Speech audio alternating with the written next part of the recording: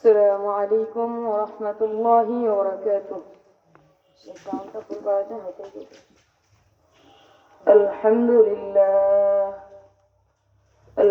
لله نحمده ونستعينه ونستغفره ونعوذ بالله من شرور أنفسنا من يهده الله فلا مضل له ومن يضلله فلا هادي له وأشهد أن لا إله إلا الله وحده لا شريك له وأشهد أن سيدنا وسندنا وحبيبنا وطبيبنا وطبيب قلوبنا ومولانا محمد أرسله بالحق بشيرا ونذيرا وداعيا إلى الله بإذنه سراجا وقمرا منيرا. أما بعد فأعوذ بالله من الشيطان الرجيم. بسم الله الرحمن الرحيم. والعصر إن الإنسان لفي خسر إلا الذين آمنوا وعملوا الصالحات وتواصوا بالحق وتواصوا بالصبر. وقال النبي صلى الله عليه وسلم عن ابن رسول الله صلى الله عليه وسلم لا يؤمن أحدكم حتى يحب لأخيه ما يحبه لنفسه. بخاري باب لنفسه، مسلم باب دليل. أما بعد الله تعالى দরবারে লাখ কোটি শুকরিয়া যে মহান আল্লাহ পাক সপ্তাহের শ্রেষ্ঠ দিনে পৃথিবীর শ্রেষ্ঠ জায়গায় যেখানে আসলে নবীকে পাওয়া যায়, যেখানে আসলে আল্লাহকে পাওয়া যায়, যেখানে আসলে ঈমান এবং তাকওয়া মুমিনদারের মতো হয়, সেইখানে আমাদেরকে আল্লাহ তাআলা দুনিয়ার এত মানুষ থেকে বাছাই করে আনছেন এবং কিছু কথা বলার ও শোনার তৌফিক দান করছেন। এই কারণে আমরা বলি আলহামদুলিল্লাহ। আল্লাহ তাআলা বলে, যেই ব্যক্তি আমার নিয়ামতে শুকরিয়া আদায় করলো, আমি আল্লাহ তাআলা ওই ব্যক্তির নিয়ামত আরো বাড়াই দিলাম। এই কারণে ভাই, আমরা এখনো যারা এদিকে ঘোরাফেরা করছি, দোকান পাট দিয়ে আমরা সারা বছর বেড়াতে পারি, কিন্তু আল্লাহর মুখের বাণী, রাসূলের মুখের বাণী প্রতি বছরের প্রত্যেকটা দিন আমরা শুনতে পাই না। এই কারণে আমার আকুল আবেদন, যারা এখনো এদিক সেদিক দিয়ে বেড়াচ্ছেন, দয়া করে প্যান্ডেলের মধ্যে এসে বসে যাবেন। আল্লাহ তাআলা কোরআন শরীফের 30 নম্বর পারা সূরাতুল আসরের মধ্যে বলে, ওয়াল আসর, আল্লাহ তাআলা সময়ের কসম খেয়ে বলে, ইন্নাল ইনসানা লাফি খুসর। আল্লাহ তাআলা বলে, সময়ের কসম, প্রত্যেকটা ব্যক্তি ক্ষতিগ্রস্তর মধ্যে রয়েছে। ইল্লাল্লাযীনা আমানু ওয়া আমিলুস সালিহাত, একমাত্র ওই সমস্ত ব্যক্তি ব্যতীত যারা ঈমান এনেছে এবং সৎ কাজে মশগুল আছে। আমানু ওয়া আমিলুস সালিহাত, যারা সৎ কাজ করে এবং ঈমান যাদের মধ্যে পরিপূর্ণ ঈমান আছে, এই কাজটা যারা করে তারা ব্যতীত সবাই ক্ষতিগ্রস্তর মধ্যে রয়েছে। এই আয়াতটা আমরা বুঝতে পারি, এক নম্বরে আমাদের ঈমান আনা লাগবে, দুই নম্বর আমাদের মধ্যে সৎ কাজ আনা লাগবে। আমানু ওয়া আমিলুস সালিহাত, যেই ব্যক্তির ঈমান পরিপূর্ণ থাকবে, যেই ব্যক্তির আমল পরিপূর্ণ থাকবে, ওই ব্যক্তি সফলতা কামিয়াবি।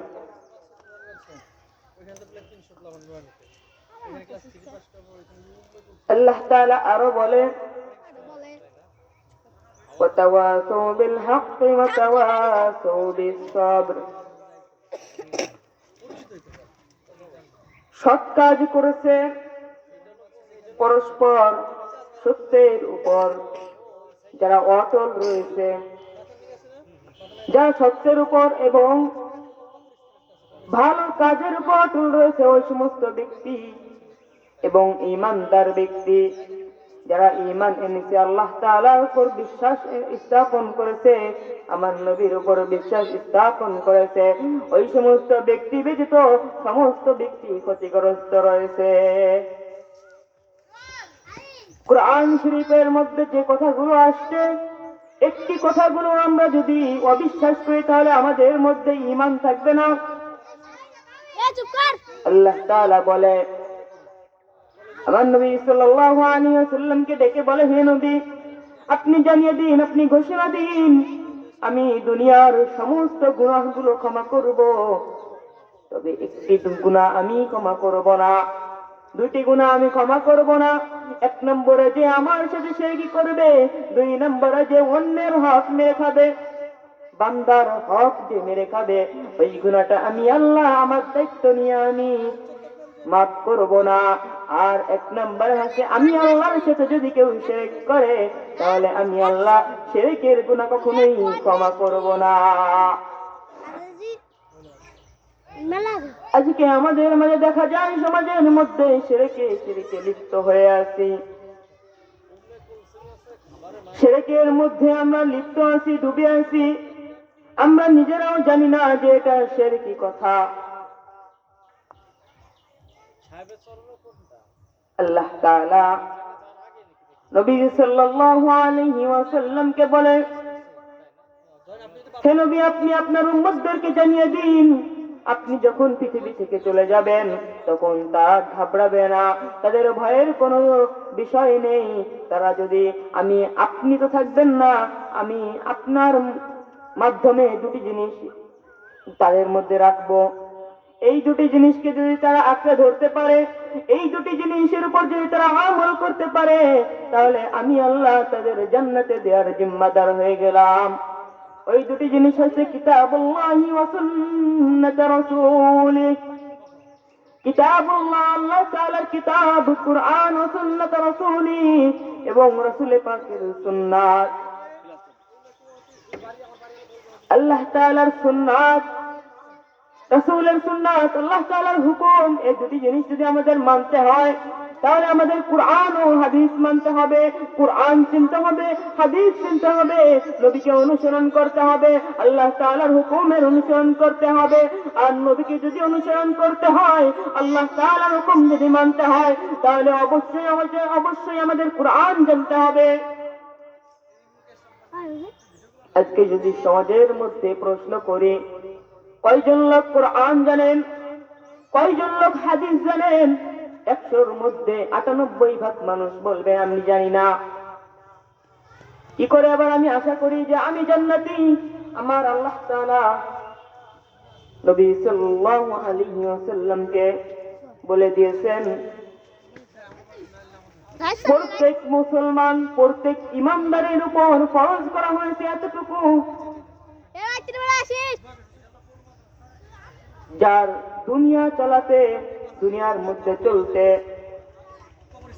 ঈমানি হালতে চলতে যতটুকু দ্বীনি ইলম শিক্ষা করা দরকার অতটুকু শিক্ষা করা আল্লাহ তাআলা ফরজ করে দিয়েছে। আর যেই ব্যক্তি আল্লাহ তাআলার ফরজ হুকুমকে অস্বীকার করবে বা মানবে না, সে কখনোই জান্নাতের মধ্যে প্রবেশ করতে পারবে না। সমাজটা এত নিকৃষ্ট হয়েছে, আমরা নিজেরা তো জানি না, আমাদের পরবর্তী যারা আসবে তাদেরকেও জানার জন্য আমরা আহ্বান করি না। রাসূল পাক সাল্লাল্লাহু আলাইহি ওয়াসাল্লাম বলে গেছেন, শেষ জামানা এমন হবে যে মানুষ টাকার জন্য দুনিয়ার পিছনে দৌড়াতে থাকবে, কখনো আখিরাতের চিন্তা মাথায় আনবে না, কখনো আখিরাতকে তারা মূল্যবান মনে করবে না। কিন্তু আল্লাহ তাআলা কোরআনের মধ্যে 30 নম্বর পারার মধ্যে বলেছে, তোমাদের উপর তো আমার কথা ছিল, তোমাদের কাছে তো আমার কথা দেওয়া ছিল, তোমরা দুনিয়াটা পরীক্ষার হল, দুনিয়া থেকে আখিরাতকে বেশি মূল্যবান মনে করবা। দুনিয়া হচ্ছে আমাদের, যেমন আমরা যেমন স্কুল কলেজে পড়লে পরীক্ষা দিই, কিছুক্ষণ সময়ের জন্য পরীক্ষা দিয়ে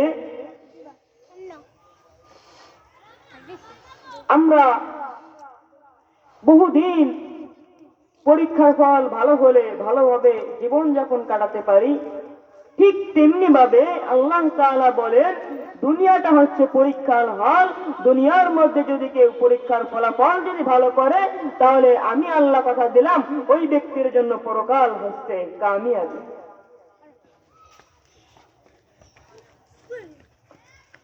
আজকে আমাদের মাঝে যদি ওয়াজ মাহফিল হয়, ব্যানারে পোস্টারে নাম দেয় ওয়াজ মাহফিল, কিন্তু মাহফিল করতে আসলে দেখা যায় প্যান্ডেলের মধ্যে কোনো লোক থাকে না, কিন্তু দোকানপাটে ঠিকই লোক থাকে। তাহলে আমাদের মাহফিল এবং মেলার মাঝে পার্থক্যটা কি? ইসলাহি মাহফিল এবং মেলার মাঝে আমাদের কোন পার্থক্য আছে?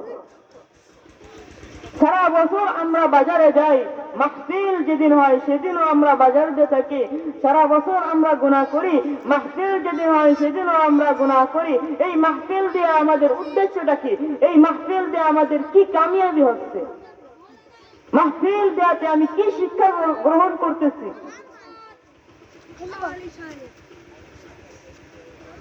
খালি তো দেখে বেড়াই কোন হুজুর কি দোষ করলো, কোন হুজুর কি করলো, কোন হুজুরের বদনাম করা যায়, কোন ব্যক্তির বদনাম করা যায়, গীবতের মধ্যে সর্বক্ষণ আমরা লিপ্ত থাকি। যেই দোষ নিজের মধ্যে, ওই দোষ আমরা পরের উপর চাপিয়ে দেই, পরের মধ্যে ওই দোষ খুঁজে বের করি যে আমার মধ্যে এই দোষ আছে, দেখি ওর মধ্যে ওই দোষটা আছে কিনা, আমি দেখি ওর বদনামটা করতে পারি কিনা।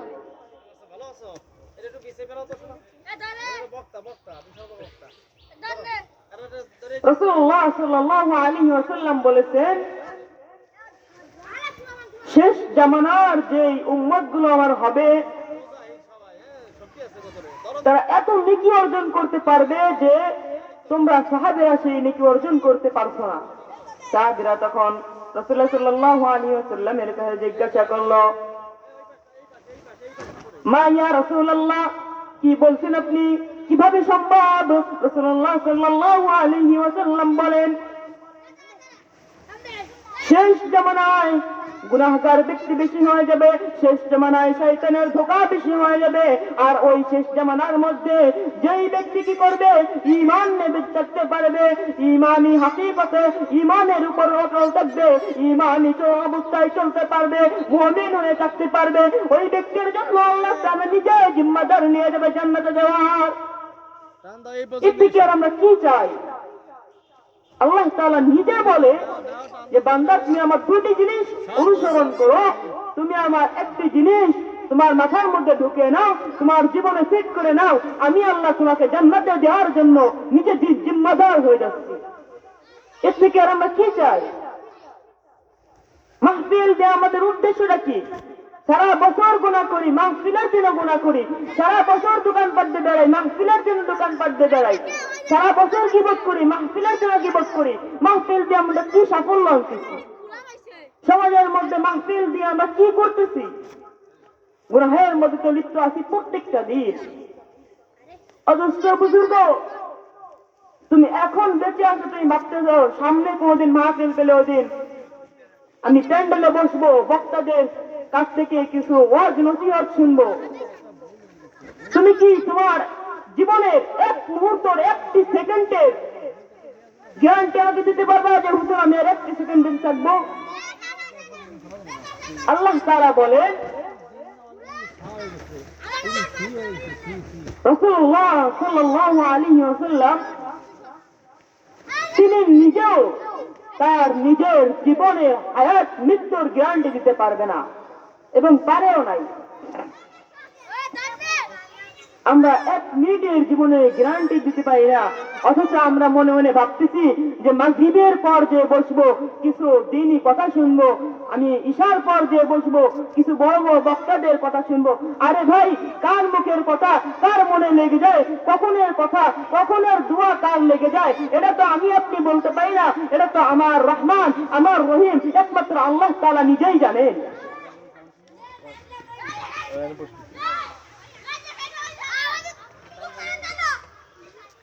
রাসূলুল্লাহ সাল্লাল্লাহু আলাইহি ওয়াসাল্লাম তিনার হাদিসের মধ্যে বলেন, যেই ব্যক্তি গুনাহের মধ্যে থাকে তাকে তুমি যদি পারো তোমার শক্তি দ্বারা তাকে বাধা প্রদান করো। তোমার শক্তিতে হলেও তুমি তার গুনাহকে তুমি থামাও। সমাজের মধ্যে সে যে গুনাহ করতেছে এই গুনাহগুলোকে তুমি নির্দ করে দাও। আর যদি তুমি শক্তিতে যদি না পারো তাহলে তুমি কৌশল খাটাও, আউট নলেজ দেখো পারো কিনা।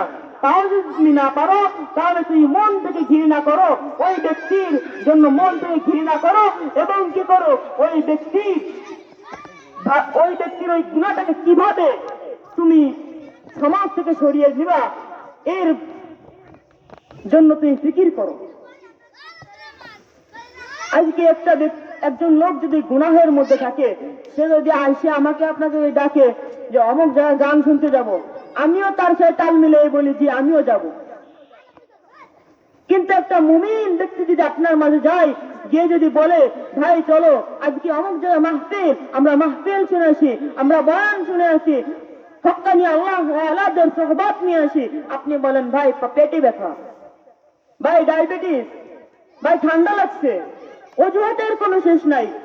কিন্তু যদি আপনি অসুস্থ হন, যদি আপনি হাসপাতালেও থাকেন, যদি আপনাকে বলা হয় যে অমুক জায়গা বড় গায়ক আসতেছে গান হবে, আপনি হুইল চেয়ারে বলেন যে হুইল চেয়ারে ব্যবস্থা করে আমি এখানে যাব। এই তো আমাদের ঈমান, এই তো আমরা মুসলমান। এতে আবার আমরা কিভাবে বলি, কিভাবে আমরা নিজেকে এত বড়ত্ব মনে করি, নিজেকে কিভাবে আমরা মুসলমান হিসেবে দাবি করি, একটু তো লজ্জা লাগে না। আল্লাহ তাআলা বলে, যেই ব্যক্তি মুখে স্বীকার করেছে মুসলমান কিন্তু পরিপূর্ণ সে মুসলমান হতে পারলো না, আমি আল্লাহ তাআলা তাকে দুনিয়ার মাঝে দুটি শাস্তি দেব। এক নম্বর, সে দুনিয়ার মধ্যে কখনো সম্মান ইজ্জত বাঁচতে পারবে না। দুই নম্বর, সে দুনিয়ায় থাকা অবস্থায় মৃত্যুর সময় তার কালেমা নসিব হবে না। যেই ব্যক্তি মুসলিম বলে দাবি করছে কিন্তু মুসলিম তার মধ্যে মুসলমানের মধ্যে যেই গুণগুলো থাকা দরকার ওই গুণগুলো তার মধ্যে নেই, এই ব্যক্তির জন্য দুনিয়াতে দুটি শাস্তি। এই দুটি শাস্তি হলো, আখিরাতে গিয়ে সর্বপ্রথম শাস্তি হচ্ছে বিশ্বনবী মুহাম্মদ মুস্তাফা সাল্লাল্লাহু আলাইহি ওয়াসাল্লাম তাকে পরিচয় দেবেন না। আচ্ছা বলেন তো দেখি, যেই ব্যক্তিকে আমার নবী পরিচয় দেবে না ওই ব্যক্তি কখনো কি জান্নাতে যেতে পারবে? ওই ব্যক্তি কখনোই জান্নাতে যেতে পারবে না। কারণ আমার নবী হচ্ছে শাফিউল মুযনিবিন, তিনি যাকে সুপারিশ করবেন একমাত্র সেই ব্যক্তি, শুধুমাত্র কেবলমাত্র ওই ব্যক্তি ব্যতীত আর কেউ জান্নাতে যেতে পারবে না। কিয়ামতের দিন বড়ই ভয়ানক দিন হবে। আল্লাহ তাআলা ওই দিনে তো রাগান্বিত হয়ে যাবেন, কাহ্হার নামে তাকে ওই দিন চিনা হবে। এখন আমরা দুনিয়ায় দেখতে তাকে রহমান এবং রহিম নামে চিনতেছি, আখিরাতের দিন কিয়ামতের দিন তিনি কাহ্হার নামে পরিচিত হয়ে যাবে। কোন নবীর কোন রাসূলের সাহস হবে না ওই দিন কোনো কথা বলার। সবাই ইয়া নাফসি করতে থাকবে, ইয়া নাফসি করতে থাকবে। আমরা যখন বাবা আদমের কাছে যে বলবো, হে বাবা আদম আমাদেরকে রক্ষা করুন, সে নিজে বলবে আমি ইয়া নাফসি করছি, আমি কিভাবে তোমাদেরকে রক্ষা করব? এরপরে আমরা মুসা কালিমুল্লাহর দ্বারা চলে যাব, বলবো আপনি আমাদের মাঝে আমাদেরকে একটু রক্ষা করেন। তিনি বলবে আমি কিভাবে রক্ষা করব? তিনি ইয়া নাফসি বলতে থাকবে। কিন্তু আমাদের নবী জনাবে মুহাম্মদ মুস্তাফা সাল্লাল্লাহু আলাইহি ওয়াসাল্লাম উনি একমাত্র শুধুমাত্র কেবলমাত্র উনি বলবে ইয়া আব্দি, আমার বান্দাদের কি হবে? তিনি ওই দিন আমাদের সুপারিশ করবে। তো ভাই, যদি আমাদের রাসূলের সুপারিশ পেতে হয়, তার সুন্নাত গুলো আমাদের মানতে হবে। তার জীবনে তিনি যে সমস্ত কাজগুলো করেছেন ওই সমস্ত কাজগুলো আমাদের জীবনে ফিট করে নিতে হবে। তা না হলে আমরা কখনোই জান্নাতে যেতে পারবো না। এই কারণে আমরা সকলেই, আমি যে কথাগুলো বললাম, সর্বপ্রথম আমি এবং আমাদের সকলকে আল্লাহ তাআলা আমল করার তৌফিক দান করুক। আমিন। আপনারা সকলে আমাদের দোয়া করবেন। ওয়া আখিরু দাওয়ানা আলহামদুলিল্লাহি রাব্বিল আলামিন। আসসালামু আলাইকুম ওয়া রাহমাতুল্লাহ।